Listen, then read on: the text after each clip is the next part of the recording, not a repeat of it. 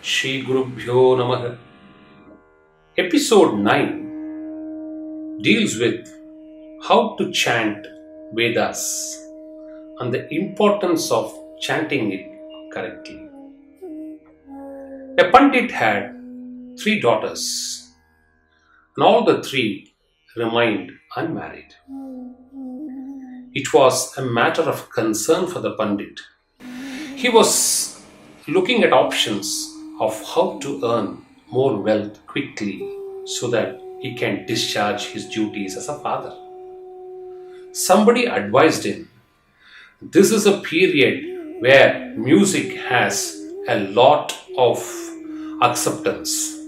So if you can sing well, then you can amass a lot of wealth, and that would be enough for you to get your children married. So the man decided to become a musician overnight. He went out of the village, sat inside a forest, and started to practice music very loudly. And a man starting to learn music suddenly, what can he produce? It could only produce nothing but cacophony.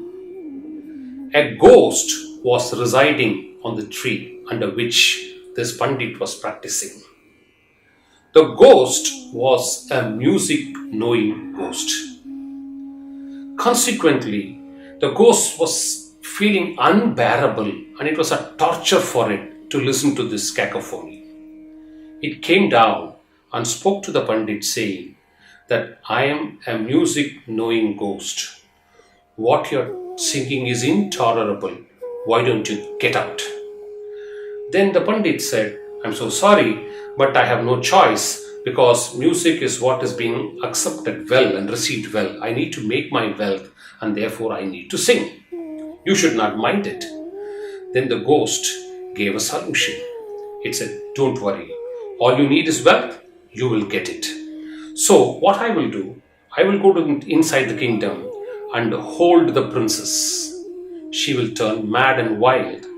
Then you can come and do what you can do. You can do the same rendition there. This cacophony can continue there. Then I will get out of her body. You will get your wealth and you can get your daughters married. This was the agreement, based on which the ghost entered the body of the princess. So the kingdom and the king was very much worried as to what to do next. And the Pandit gets into the kingdom and says that I can resolve this problem. So the Pandit is welcomed. And what happened finally? Because the man rendered an unbearable music, the ghost stepped out of the body of the princess and the princess became fine.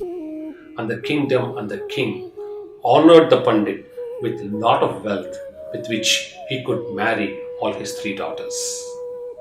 Acharya says, you may be able to earn a lot of wealth by performing arts and music and several other cultural aspects to people's taste at whatever level it may be.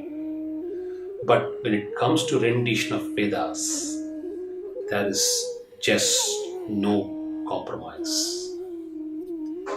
Vedas have to be learnt only through a guru. That's the first point.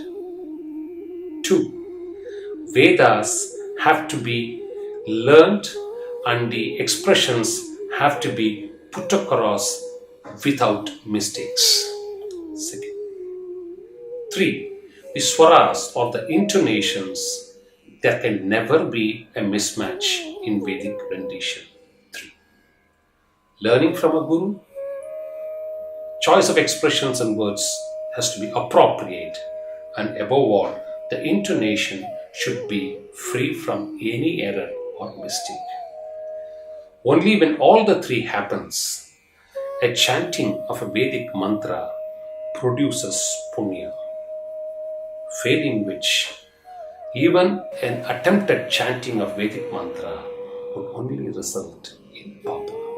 The rendition of Vedas would be perfect and complete only when it is learnt from a guru and the choice of expressions remaining appropriate and the intonation remaining free from any mistakes.